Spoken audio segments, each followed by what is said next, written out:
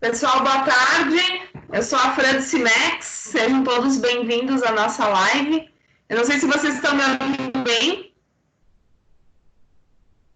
Estão me ouvindo bem? Sim.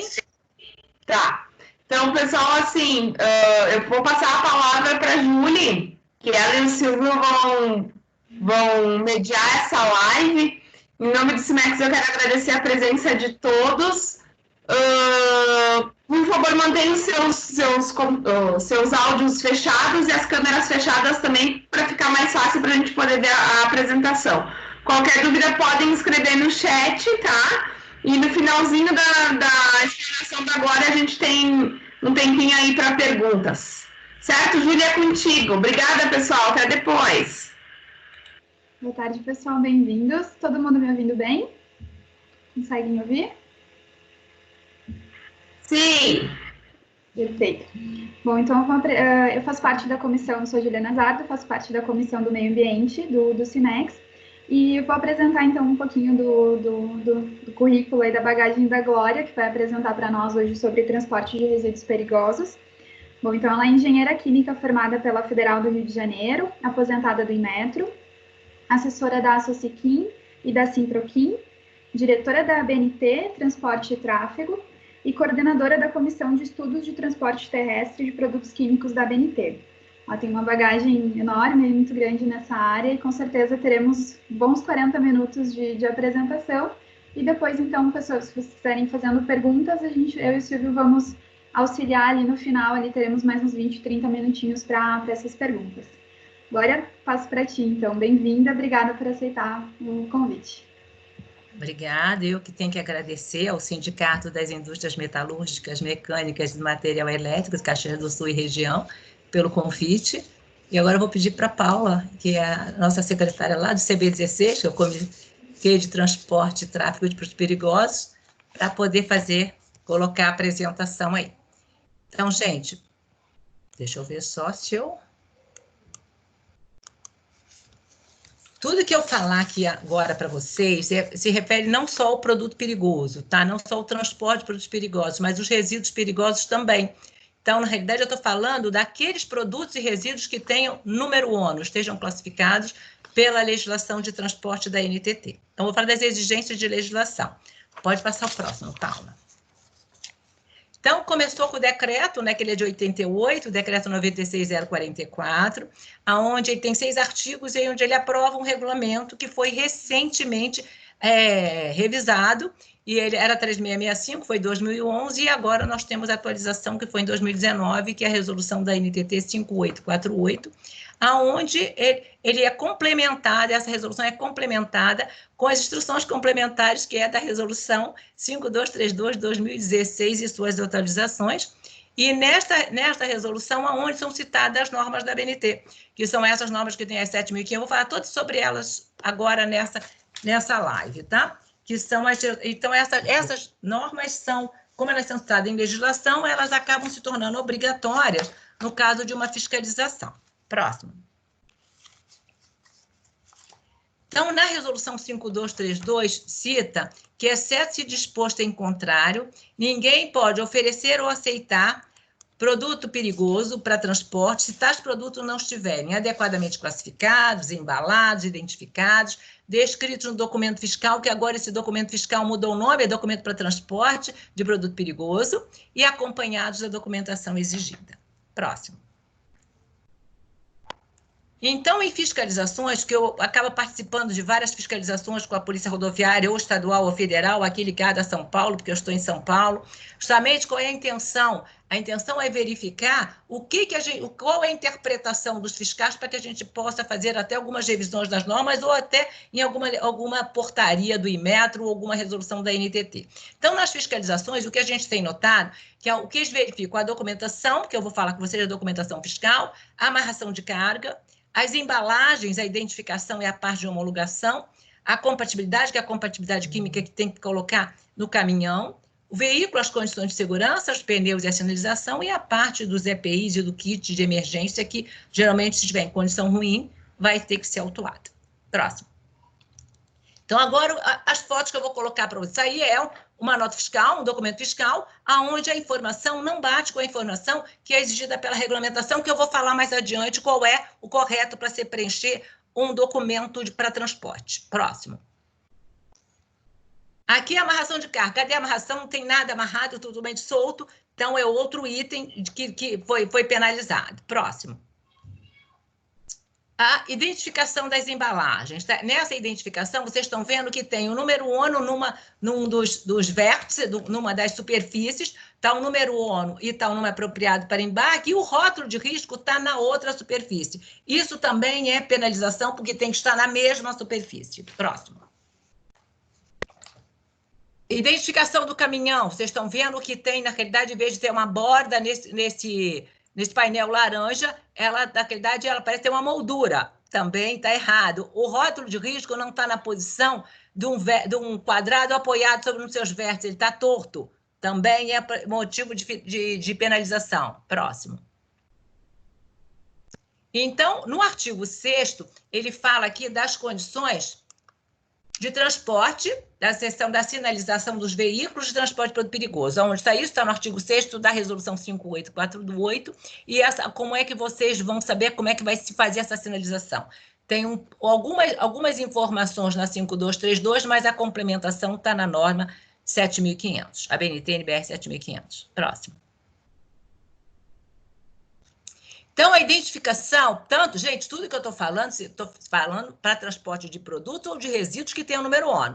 Então, neste caso, tem uma identificação de um caminhão, neste caso está granel, essa foto é de um granel, mas serve tanto para o granel quanto fracionado, quando é um produto apenas em cima do caminhão, com risco subsidiário ou não. Então, a identificação na frente e traseira, lado do motorista, painel de segurança, nas laterais, painéis e rótulos correspondentes ao produto que está no caminhão, e na traseira vão todos os rótulos de risco correspondentes ao que está no caminhão. Neste caso, o do granel vai ser de cada compartimento. E se tivesse risco, um produto apenas com risco principal e subsidiário, são rótulos de risco principal e subsidiário, que neste caso aqui o principal é o oxidante, que é o amarelinho que está aí, e o secundário é o subsidiário, o secundário é o da classe tóxico. Próximo. Isso aqui é um fracionado apenas, que está dizendo que tem produtos diferentes neste caminhão, com o mesmo risco, se todos que estão ali dentro estão de mesmo risco. Se tiver risco subsidiário ou não, não entra, o risco subsidiário, neste caso, não entra para identificação no caminhão, e até a última entrega ele continua do mesmo jeito. Então, o que é? Painel laranja, painel de segurança, frente e traseira sem nenhuma informação, nas laterais, painel de segurança e rótulo de risco, o painel sem nenhuma identificação, porque são vários números ONU com vários riscos, e o rótulo de risco na traseira. Próximo. Aqui são os rótulos de riscos, que são obrigatórios aí, na realidade é para transporte, GHS é outra coisa, é outra informação, tá? É outro tipo de pictograma. Então, são os rótulos de risco, não precisa ter colocado o título deles dentro do rótulo de risco, exceto da classe 7, que é dos radioativos, que é obrigatório. Próximo. Então, gente, aqui vocês vejam que tem um modelo padrão desses rótulos de risco, tá? E tem, esse aqui vocês vão ver que já é uma caveirinha de óculos. Então, isso aqui é uma penalização, porque não está atendendo aos critérios estabelecidos na norma, que na norma tem 4 modelos de caveira, e só pode seguir esses 4 modelos, que é um modelo que está ligado à primeira edição da ONU, que é até de uma norma da BNT, depois o modelo aéreo, o modelo marítimo e o modelo da própria resolução da NTT. Próximo. Então, olha o painel de segurança, botei tudo bonitinho para vocês, que tem como é que se coloca o número de risco em cima, o número ONU embaixo, e aí escrevem desta maneira. Próximo.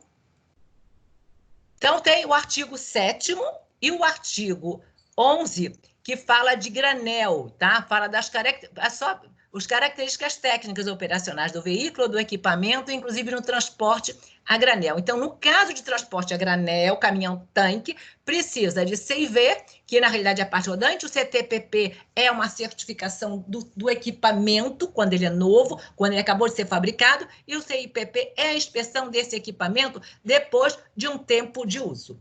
Próximo. Então, aqui está a informação, então precisa no caminhão-tanque, se é o caminhão-tanque, é o granel, precisa de CIV, que é a parte rodante do caminhão-trator, e da parte rodante do semi-reboque. E do equipamento, precisa do CIPP, que é da inspeção, ou CTPP, se for fabricação, e tem que ter placa neste equipamento. Próximo. Aqui se fala de portar o conjunto de equipamentos para a situação de emergência, o kit, é o artigo 8º, que fala da 5848, e a norma que se refere a isso é a norma 9735. Essa norma nós temos também uma parte do ácido fluorídrico, aqui é a 10271, e se tiver risco de inflamabilidade, o material de todos esses kits aqui tem que ser antifascante. Então, esses aqui são 4 cones para sinalização, os calços, as ferramentas, que é obrigatório, está inclusive citada na própria resolução 5232, e o extintor de incêndio. Próximo. O artigo 9º fala do EPI. Então, o artigo 9º fala que tem que portar os conjuntos de equipamentos para situação de emergência, os conjuntos de equipamentos para proteção individual, tanto para condutor como seus auxiliares. Então, se tiver ajudante, precisa ter EPI para o ajudante também. Então, cuidado que os motoristas gostam muito de levar as primas nas boleias, nos caminhões, do caminhão-trator. Se tiver prima ou se tiver esposa, se falar que é ajudante, precisa ter EPI para ela. Mas carona não pode estar no caminhão, tá? Então, quer dizer, essa prima só vai ser aceita se ela for ajudante. A gente sabe que não é ajudante, então ela não poderá estar na cabine, poderá estar junto com no transporte perigoso. Os conjuntos de EPIs devem estar agrupados e localizados na cabine do veículo. A norma que se fala sobre isso continua sendo a 9735. O EPI é para variação e fuga e devem estar em condições de uso, não comprometendo a sua função. Ele deve possuir marcação indelével, nome do fabricante ou importador, lote de fabricação e o número do CA, conforme os padrões estabelecidos nesses requisitos técnicos da Secretaria Especial de Previdência e Trabalho. Próximo. Então, isso aqui, gente, uma fiscalização. Vocês estão vendo o extintor de incêndio, as condições, a luva como está e os cones de sinalização como estão totalmente detonados, sem atender às regras das normas. Próximo. Então, no artigo 12, é só para lembrar que produto perigoso só pode ser transportado em veículos classificados como veículos automotores ou elétricos classificados como de carga ou misto, podendo também ser transportados em veículos especial, conforme a determinação do Departamento Nacional de Trânsito, do DENATRAN. Porque antigamente, na 3665, nem falava desse especial. Esse especial entrou agora, desde 2019, tá? Quando forem utilizados veículos classificados como misto, o produto perigoso, como de carga ou misto, o produto perigoso deve ser transportado em compartimento estanque próprio, segregado de forma física do condutor e auxiliar. Então, se é um misto e se é um especial, ele não pode estar na cabine, ele tem que estar separado e não pode, na realidade, ter contato entre o condutor e a carga. Próximo. Então, aqui está o exemplo, tá? O de cima, vocês estão vendo que latas de tinta estão aonde? Aonde teria pessoas sentadas. Isso não é permitido. E o outro, o que está? Está totalmente estanque. O motorista está totalmente isolado da carga. É esse que é o correto. Próximo. No artigo 13, isso aqui eu estou chamando a atenção para vocês, porque isso é uma... A gente tem visto muito circulando no Brasil, equipamentos que transportaram produtos perigosos a granel, que estão levando alimentos, medicamentos e produtos de higiene, etc. Então, por isso que tem esse artigo dizendo que equipamentos de transporte certificados para transporte de produtos perigosos a granel não podem, é proibição, ser utilizados para transportar alimentos, medicamentos, produtos de higiene pessoal, cosméticos, perfumaria, produtos farmacêuticos, veterinários ou seus insumos aditivos ou suas matérias-primas, a salvo as exceções previstas no parágrafo único e nas instruções complementares. O parágrafo único diz que equipamentos de transporte certificado para o transporte de álcool etílico potável podem ser utilizados para o transporte de bebidas alcoólicas e produtos alimentícios. Por quê? A bebida alcoólica é classificada como produto perigoso, tá? Mas um caminhão a granel, tá, gente? No caminhão, o uísque é engarrafado. Num caminhão, não é classificado como produto perigoso. O a granel, que é por causa da inflamabilidade, tá? E aí, esse equipamento pode levar o vinho, pode levar o álcool etílico potável e a identificação do caminhão é diferenciada. Então, o que a gente tem notado muito, caminhões que levaram produtos perigosos, inclusive, às vezes, corrosivos e inflamáveis, combustíveis, estão trazendo alimentos, tá? Óleo de soja, azeite e etc., para uso da população. Próximo. Então, isso aqui foi um caminhão que tinha sido usado para levar combustível, tá? E estava levando água potável. Próximo. Então, no artigo 14, o artigo 15, a gente vai falar das embalagens, da carga e seu acondicionamento. No artigo 14, fala dos tipos de embalagem que podem ser utilizadas para transportar o produto perigoso. E no artigo 15, fala da identificação. O que é esse artigo 14? Ele vai dizer, se por acaso, com o número ONU classificado, que vocês classificaram o produto de vocês, é o resíduo, tem na tabela da listagem, tem as instruções de embalagem, e nessas instruções de embalagem vocês vão ver se aquele produto pode ser envasado em tambor, em bombona, pode ser em plástico, pode ser em metal. Então, tem que atender a todas aquelas regras que estão estabelecidas para aquele número ONU, naquela listagem de produtos que está na 5232. Próximo.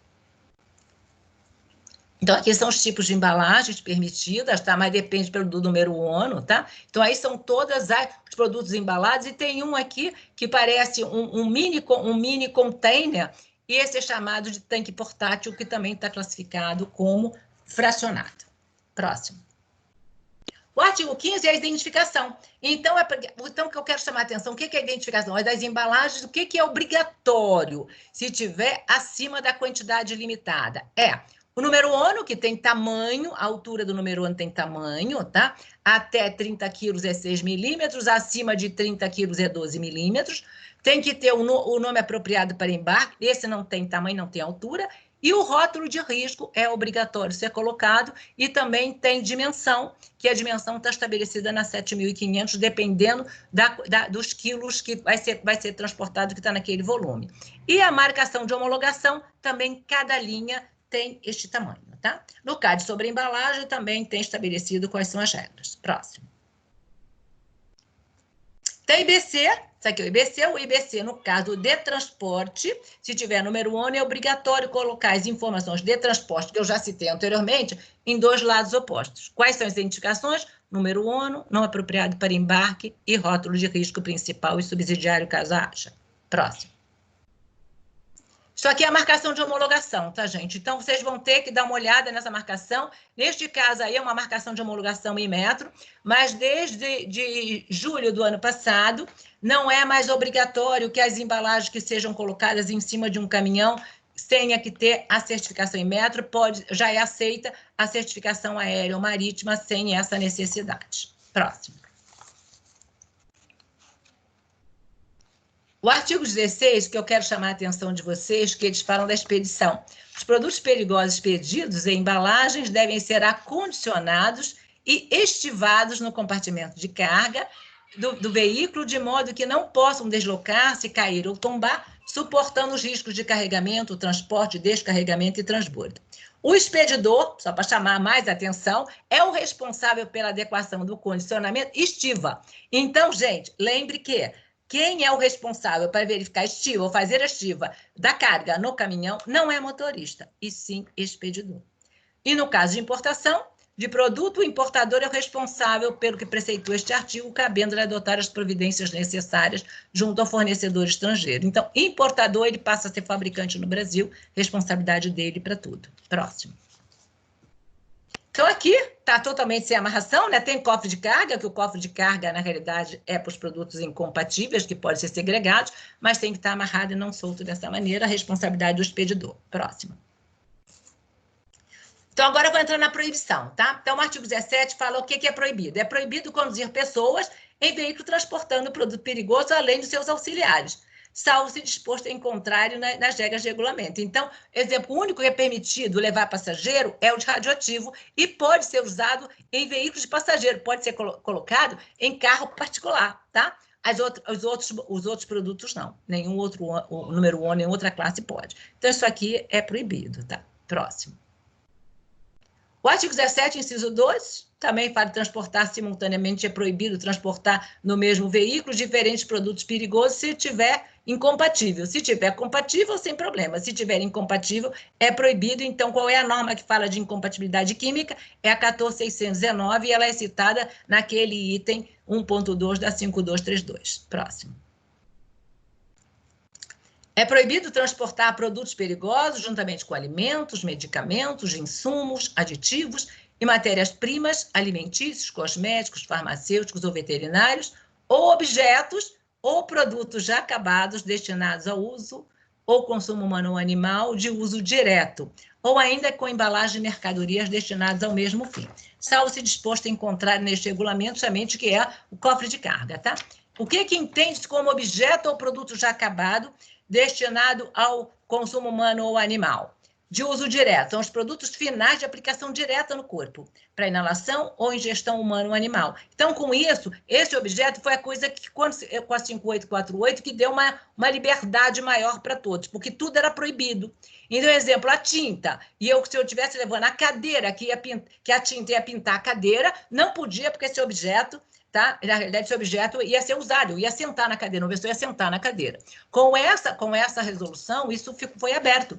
Então, esse objeto, essa cadeira, pode ser levada com essa tinta sem problema nenhum. Por quê? Porque a cadeira não vai ser para inalação, ingestão ou aplicação direta no corpo. Próximo. Então, isso aqui, gente, é o que é proibido, tá? Então, tá aí, que tá levando soda cáustica, junto com todinho, tá? Com um monte de produtos aí, tá? Que são, na realidade, são alimentos. Próximo. Outro item de proibição no artigo 17. Transportar alimentos, medicamentos ou quaisquer objetos ou produtos destinados ao uso ou consumo humano ou animal em embalagem que tenha contido produto perigoso. Aí vocês vão dizer, Glória, onde que está a embalagem? Essa embalagem que vocês estão vendo, eu não sei se conseguem, que tem aqui uma caixa que tem um símbolo, um rótulo de risco meio deitado, que é um símbolo de quantidade limitada. E o que acontece? Numa fiscalização, tudo que está aí é alimento, tá, gente? E essa embalagem, como ela tá com essa marca de quantidade limitada, ela foi usada para um produto perigoso. E o que estava ali dentro era um shampoo Johnson. Por causa disso, esse transportador foi penalizado. E eu vou lembrar uma coisa para vocês. O que é muito utilizado, eu não sei como é que é aí no Sul, mas em São Paulo, na região do município de São Paulo, que é fiscalizado pela CET, como nas rodovias federais, a empresa pode ser enquadrada pela Lei de Crimes Ambientais. Próximo. Não só pela penalização da 5848, tá? Então, outro item que já estava na 5232 e entrou com a 5848 de 2019, que é proibido a cozinha do motorista, tá? Então, aí, é proibido instalar ou manter nos veículos, transportando produtos perigosos, aparelhos ou equipamentos de aquecimento sujeitos à combustão, a gás ou elétrico, fogão, fogareiro ou semelhantes. Assim como produtos combustíveis necessários a seu funcionamento, ou quaisquer recipientes ou dispositivos capazes de produzir ignição dos produtos, seus gases ou vapores, bem como reservatório extra de combustível, exceto se permitido pela legislação de trânsito. Então, esta cozinha foi proibida, tá? Próximo. Então, quando que é aceito, quando que você pode, tudo isso que eu falei de incompatível aí, que é proibido, então eles permitem, nas proibições, você levar alimento, com medicamento ou produtos incompatíveis, que está no 2 e no 3º, inciso, do artigo 17, não se aplicam se estiverem segregados em cofres de carga que assegurem a estanqueidade destes em relação ao restante do carregamento. Próximo. Então, nós temos duas fotos aí, que isso, gente, isso aí são na realidade, sugestões de cofre de carga. Nesse laranja tem uma norma da BNT, tá? Que tem como é que constrói esse cofre de carga. O amarelo não, mas não é obrigatório seguir esse padrão. Só que tem que ser uma caixa com fecho estanque. É isso que tem da obrigatoriedade, tá? Próximo. O artigo 20 fala do curso MOP, do condutor, do pessoal envolvido na operação de transporte, que precisa ser aprovado num curso, tá? E a resolução que fala sobre isso é uma resolução que, na realidade, que acabou de ser revisada, que era 169, e agora é a resolução CONTRAN 789. Próximo. O artigo 23 fala da documentação.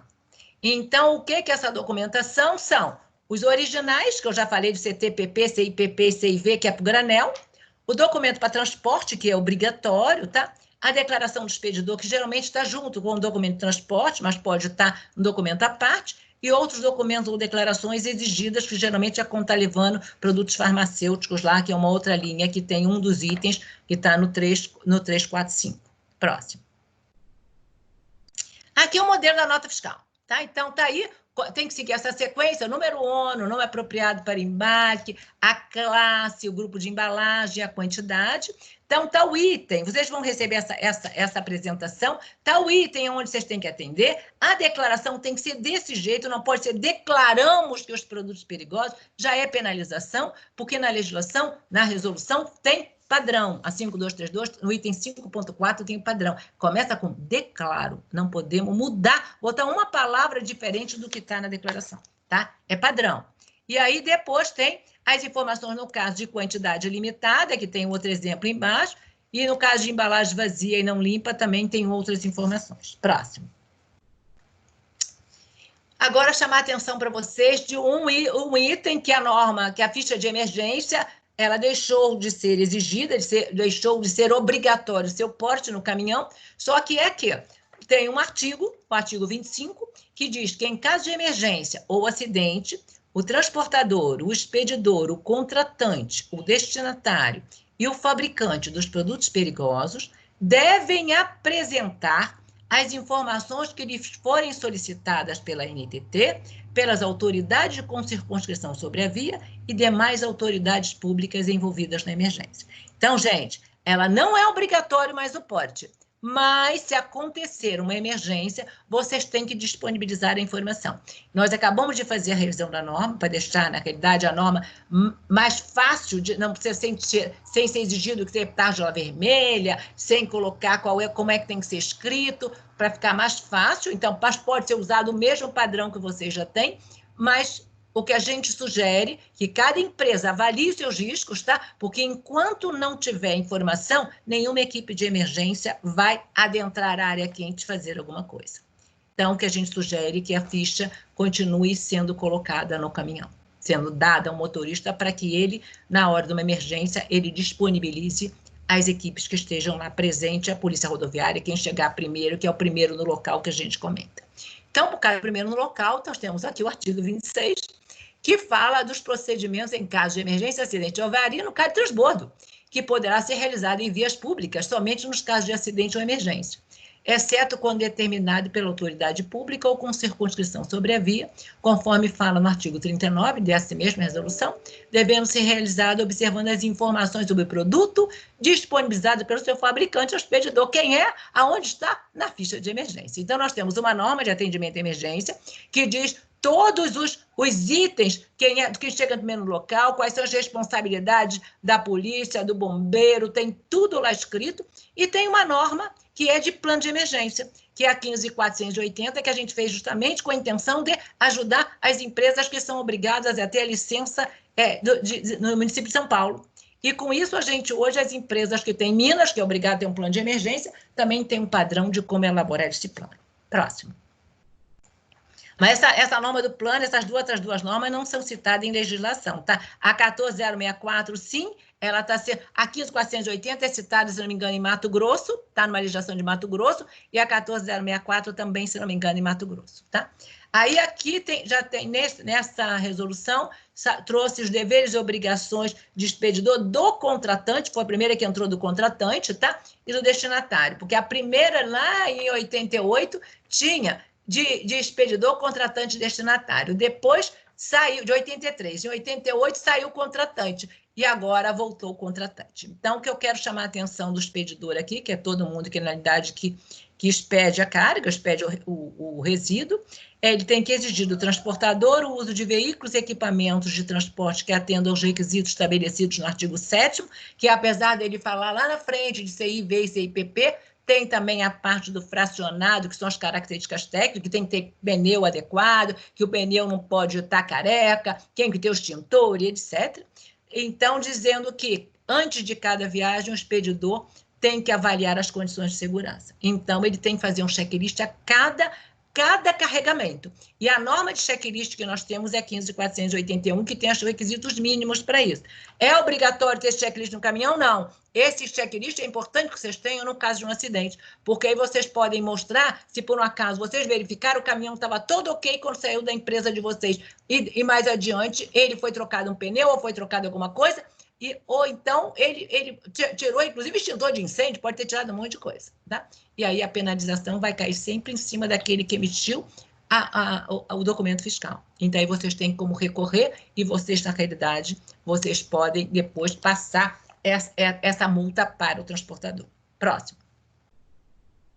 O artigo 34 fala da responsabilidade do contratante, tá? Que ele tem que exigir do transportador uso de veículos e equipamento em boas condições operacionais, mas ele ainda fala que cabe ao expedidor, antes de cada viagem, avaliar as condições de segurança. Então, a mesma coisa para lembrar que é obrigatório ser feito checklist. Próximo. O artigo 35 fala das obrigações de responsabilidade do transportador. Então, ele tem que assumir as responsabilidades atribuídas ao expedidor sempre que efetuar quaisquer alterações no carregamento de produtos perigosos, inclusive quando efetuar operações de redespacho. Então, gente, se por um acaso o caminhão que vai do checklist, ele saiu da empresa de vocês, perfeito. Ele foi para o armazém da transportadora e foi trocado o caminhão, foi trocada a sua carga, foi para um outro caminhão. Então, vocês não viram nada do que...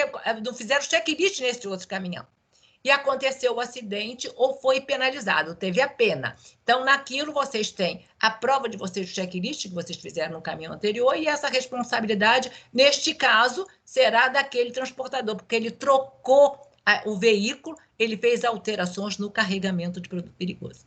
E no caso de redespacho, ele recontratou alguma outra transportadora. E aí tem uma responsabilidade do transportador que diz que antes de mobilizar o veículo, ele tem que assegurar-se de que esteja em condições adequadas ao transporte para o qual é destinado, conforme os requisitos estabelecidos no artigo 7º, que são as características técnicas no veículo, ou no caso de granel, CIV, CIPP, etc. É a mesma coisa do checklist, a mesma norma. Próximo.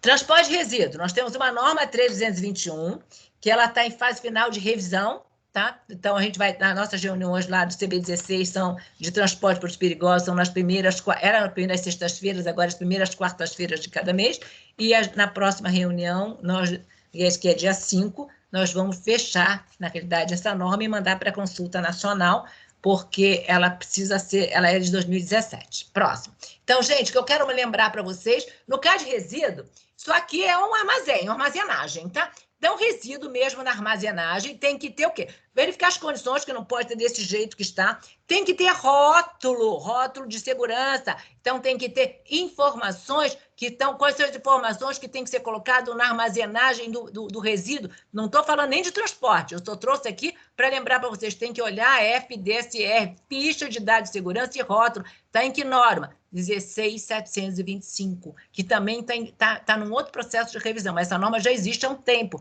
então vocês têm que atender a isso. Próximo.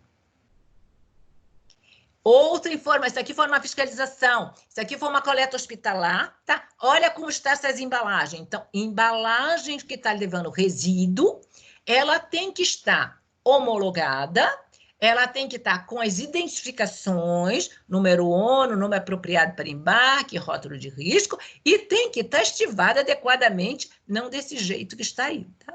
Infelizmente, isso aqui era uma coleta, tá? Uma coleta que estava vindo do Santuário de Aparecida do Norte, que eu nem sabia que tinha, na realidade, todo um processo lá das pessoas que são atendidas, que tem muita gente, e acaba tendo vários resíduos hospitalares para isso, tá? Próximo.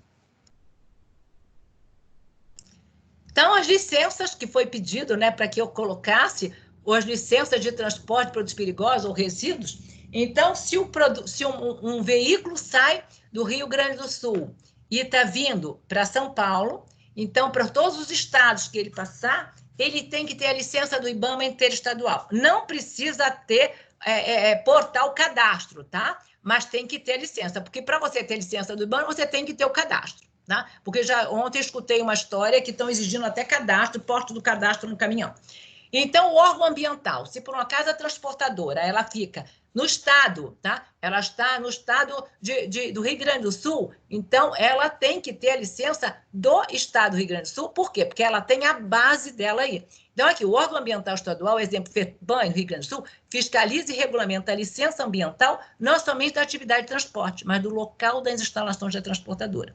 Então, se a transportadora tem uma base no Paraná, ela tem que ter a licença do órgão ambiental de lá, porque ela tem a base lá. Ela vai ser fiscalizada lá. Agora, por ela passar, a transportadora que sai do Sul e vai passar pelo Paraná com sentido São Paulo, ela só tem que ter licença interestadual. Tá? Então, São Paulo é o único estado que o órgão ambiental estadual, CETESB, não exige que tenha a transportadora, se tiver no estado de São Paulo, tenha licença da CETESB. Tá? Aí nós temos o estado de Santa Catarina, Paraná, então, tudo é similar à história que eu coloquei para vocês da FEPAM, tá? Minas Gerais, nós temos uma lei, um decreto, tá? Que é exigido que o veículo porte o plano de atendimento emergencial e que a empresa tenha um contrato com a empresa de atendimento à emergência, estampe em 3 lados do veículo um telefone 0800, tá? Então, é uma legislação nova, tem que ter, inclusive, o plano tem que portar o plano de atendimento, por isso que a gente tem a norma que eu falei para vocês, 15.480. Próximo. Aí vem a licença especial de trânsito de produtos perigosos no estado de São Paulo, a LETPP, tá? Na cidade de São Paulo, a legislação vigente, a lei municipal, tá? De 11.368, que é de 93, depois tem decreto, que é de 2009, tem as portarias da Secretaria do Verde e Meio Ambiente, tá? Que determina que qualquer pessoa ou empresa envolvida no transporte de produtos e materiais considerados perigosos, produtos ou resíduos, tá, gente? Tem o número 1, precisa aportar no veículo a licença especial de trânsito de produtos perigosos. Não é uma licença ambiental, é uma licença especial de trânsito. Assim, para obter a licença especial de trânsito, a LETPP, e poder transitar por toda a área do município de São Paulo, inclusive como passagem para outros destinos, o interessado deve, além de outros requisitos constantes na legislação municipal, contratar uma empresa credenciada para atendimento em caso de emergência. Com essa empresa, o interessado deverá elaborar um plano de atendimento à emergência que está para atender a portaria 54 de 2009. Próximo. Finalizando.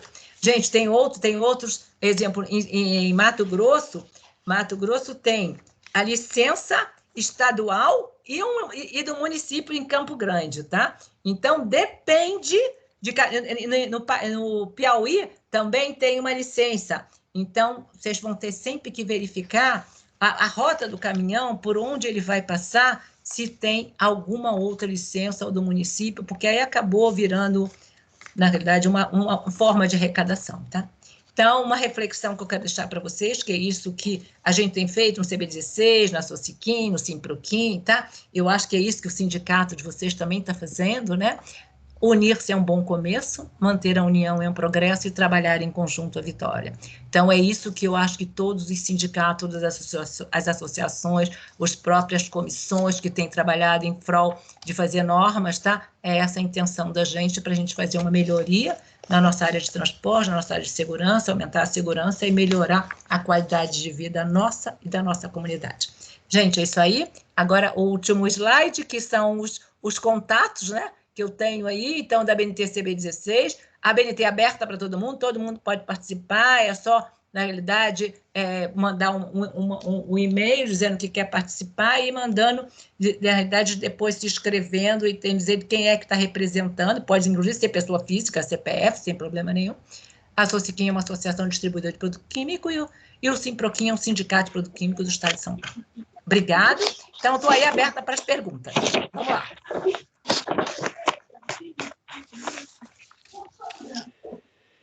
Paula, pode agora parar de compartilhar a tela?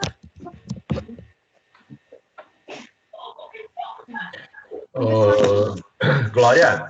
Oi, vamos lá. Tu me permite? Assim, essa parte de cada município ter o poder de criar uma legislação municipal, existe alguma ferramenta em nível, assim, que unifique todas essas situações, ou para a gente saber, porque vou pegar o caminhão que cruze o Brasil aí, vai passar em infinitas cidades. E existe algum cadastro, alguma ferramenta em nível federal que o transportador ou a empresa possa buscar essa informação para não ficar exposto a uma legislação municipal que ele nem saiba que exista? Pois existe é, alguma não coisa? tem. Infelizmente, Silvio, nós temos um problema, a gente tem lutado muito com isso, tá? A gente queria, inclusive, que a NTT baixasse alguma coisa, porque já tem uma lei complementar 140 de 2011, que diz que a competência para legislar e licenciar as atividades de transportes interestaduais é da União. Então, só que a gente está vendo que cada vez mais está seguindo, está aparecendo legislações municipais referente a isso. Aí, qual é a desculpa que eles dão? Que não é legislação ambiental, é legislação de trânsito.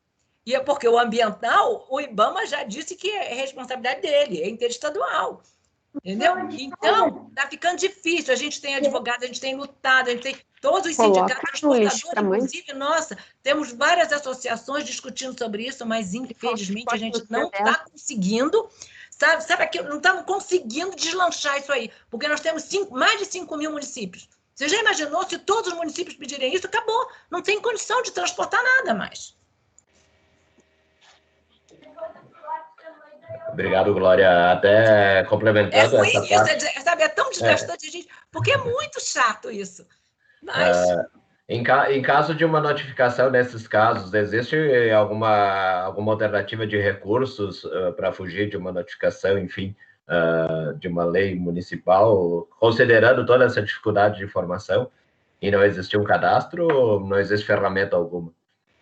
Olha, não vejo... a gente sabe... Você sabe que sempre o advogado, depende do advogado, ele tem jeito para tudo, né? Agora, qual é a sugestão que a gente sempre dá, tá? Foi penalizado, foi autuado, mesmo que seja, sabe, na rodovia, e, sabe, que seja na área de transporte mesmo, não seja de licença, sempre recorra. Porque o que a gente tem visto é que tem sido feito um cadastro. Então, exemplo, você... foi multado porque a legislação da balança é típico, entendeu? Foi multado porque estava com excedente penal. Eu não vou recorrer, não, porque a multa é tão pequena, é melhor pagar, porque eu vou gastar tanto tempo, vou gastar dinheiro. Começou a ter o cadastro. Ele não recorreu, senão que ele sabia que estava errado. Então, ele está fazendo coisa errada, ele sabe. Então, ele está penalizando, está prejudicando o asfalto, está prejudicando, poderia ter um acidente. Então, a sugestão que a gente tem dado hoje, recorram sempre. Sempre. Porque aí você pelo menos estava agindo achando que estava correto. Porque se você não recorrer, você parte do princípio que você sabia que estava errado. Então, olha que situação, tá? Desagradável isso, mas é assim que a gente tem agido aqui em São Paulo, tá? Junto com as associações e essas orientações que os advogados têm nos dado. Obrigado. A Aline Escorteganha, que ela está pedindo... Olá.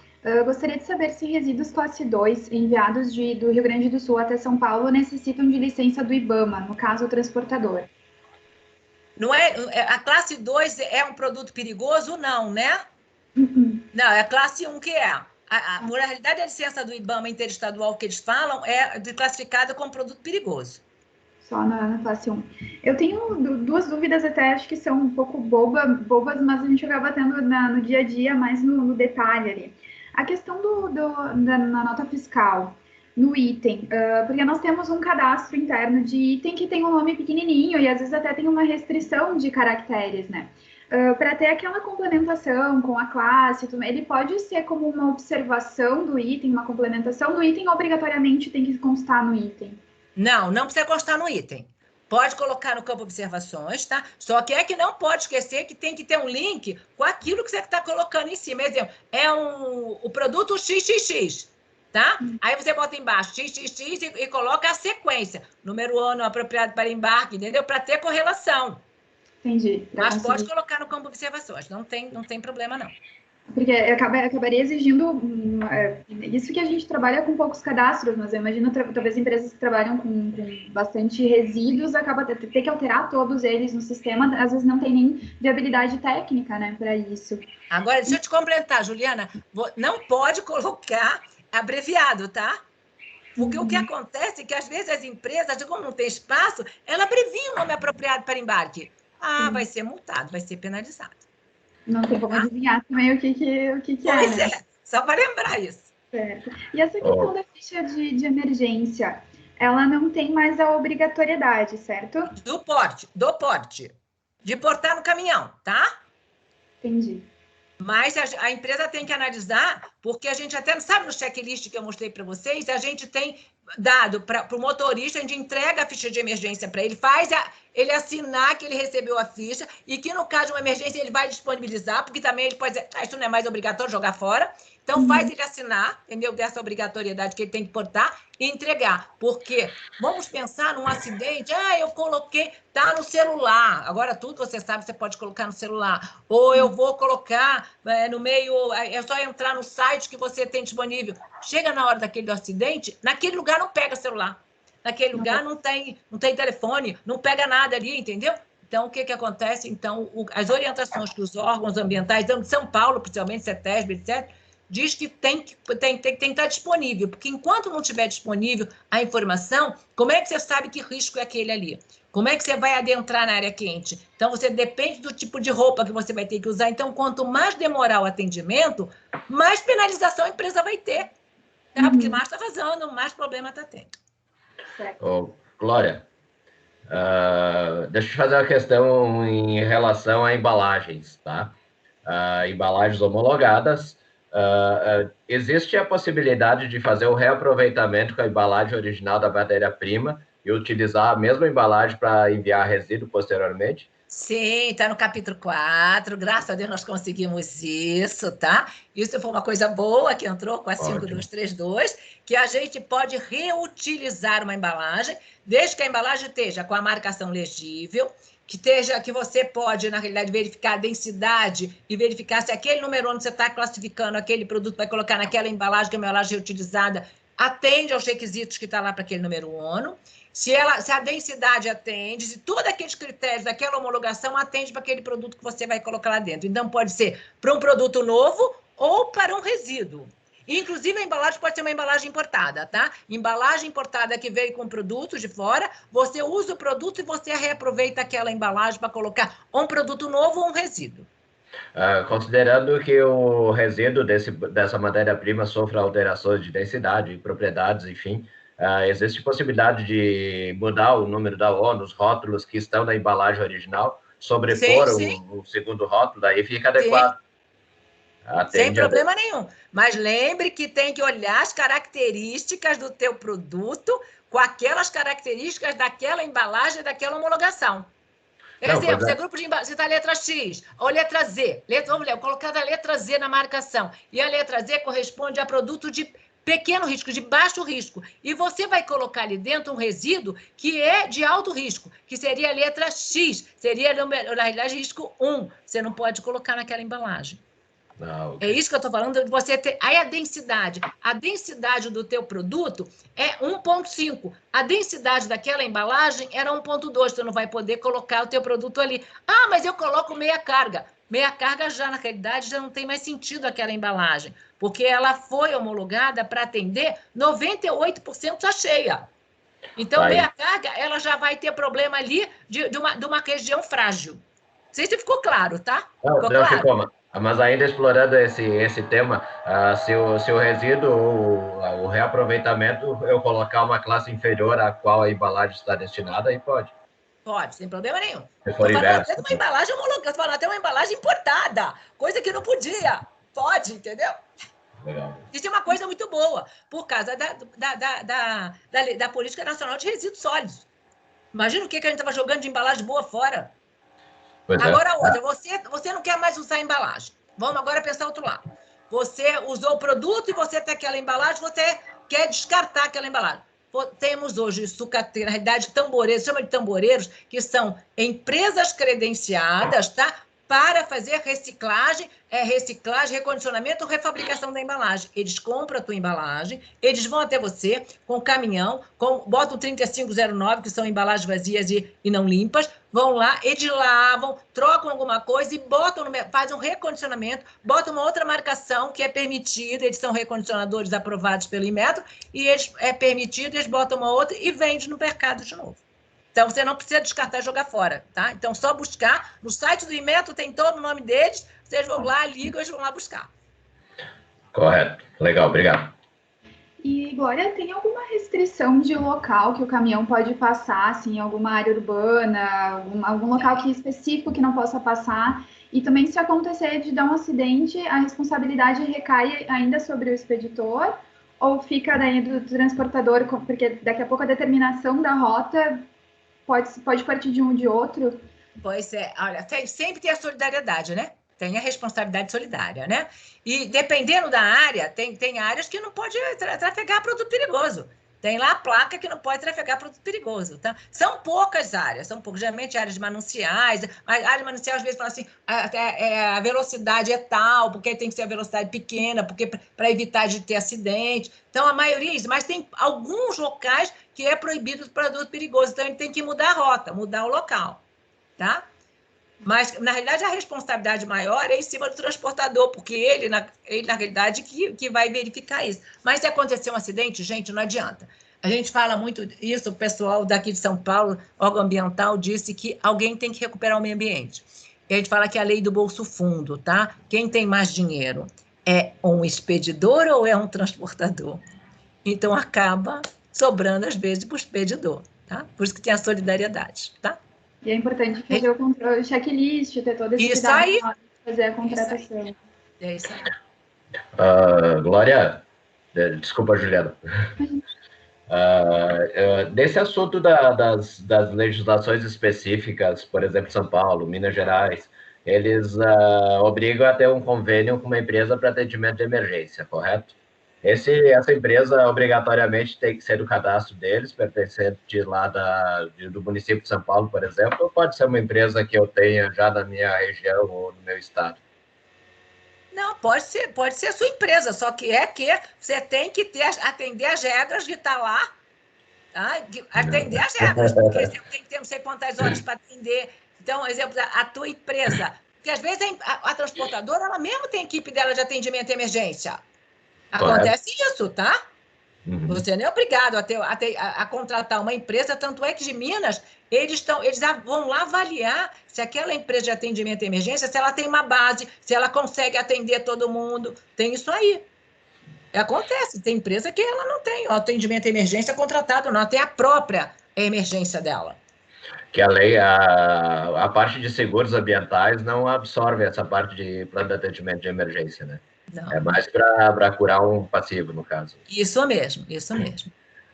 Mais uma sugestão nessa parte de viagens interestaduais, mais a título de sugestão.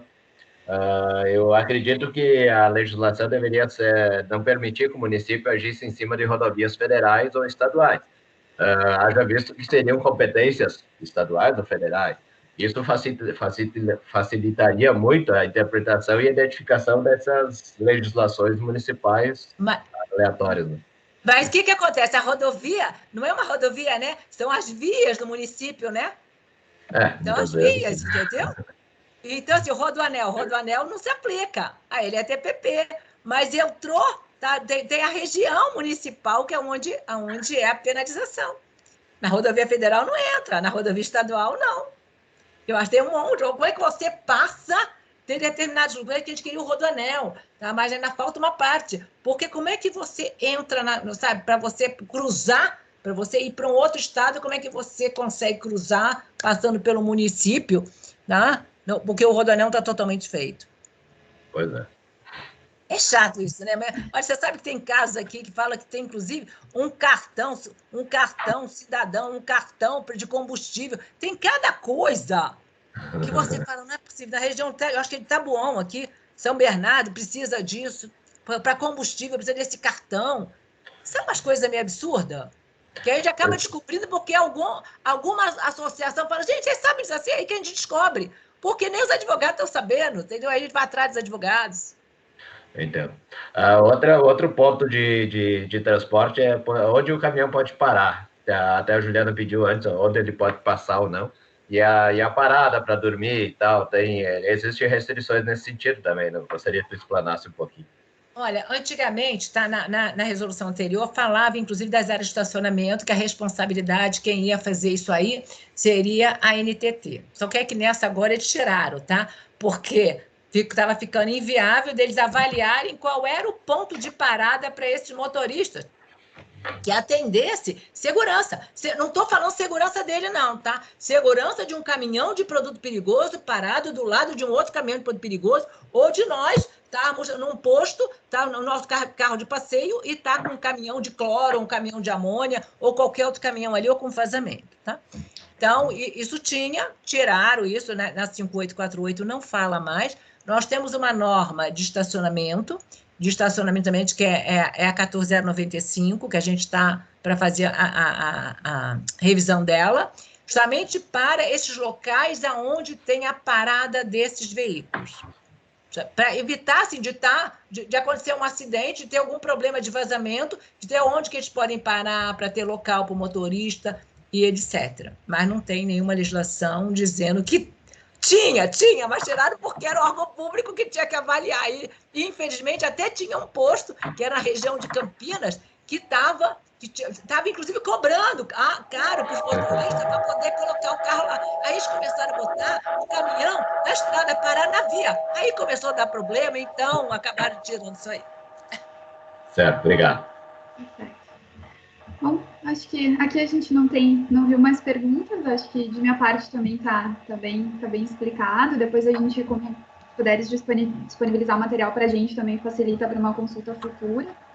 E quero te agradecer, Glória, pela disponibilidade, foi muito bacana de conhecer, muito bacana essa construção e principalmente o dia de hoje. Obrigada mesmo. Obrigada, eu que tenho que agradecer a vocês. Se eu tiver alguma dúvida que depois chegar, você passa para a gente, tá? Passa lá que eu respondo, tá? E estão disponíveis, se precisarem, tá? Obrigado aí. Vamos ver se a gente consegue se unir de acabar com esse monte de legislação dos municípios, né? E os advogados, todo mundo tinha que fazer pressão para terminar com isso aí. Da minha parte, também te agradeço, Glória. Foi um prazer te conhecer. Eu acho que é importante essa troca de ideias e é um assunto que todo mundo está envolvido. Nossas matérias-primas, nossas empresas circulam diariamente dessa forma e muitas vezes, por desconhecimento, a gente acaba sofrendo uma penalidade, uma multa, enfim. E a gente sabe que tem muito transportador aí que acaba transportando de qualquer forma e expõe tanto nós como compradores ou emissores de materiais perigosos, né? Então, da minha parte, agradeço, foi muito esclarecedor. E, claro, em nome do CIMEX, a gente te agradece e dá os parabéns pela palestra. Tá bom, obrigada aí, gente. Obrigada. Até a próxima. Então, só agradecendo mais uma vez, né, tanto a Glória, que foi muito pronta em aceitar esse convite, a Júlia e o Silvio fazem parte da nossa comissão de meio ambiente. O CIMEX tem 4 comissões, né, meio ambiente, saúde e segurança, relações trabalhistas e tributária. Qualquer dúvida que vocês tiverem, podem encaminhar para o meu e-mail, tá? franciele@cimex.com.br, que eu encaminho para as comissões e para as pessoas, né, que possam nos ajudar. Essa gravação vai estar disponível no canal do YouTube e agora vai disponibilizar também a apresentação para quem quiser. Pessoal, muito obrigada, acho que foi bem produtivo e vamos com certeza ter mais parcerias como essa. Obrigada, Glória. Obrigada. Tudo de bom. Tá? Pessoal, obrigada. Tchau. Gente, tchau. Tchau, Glória.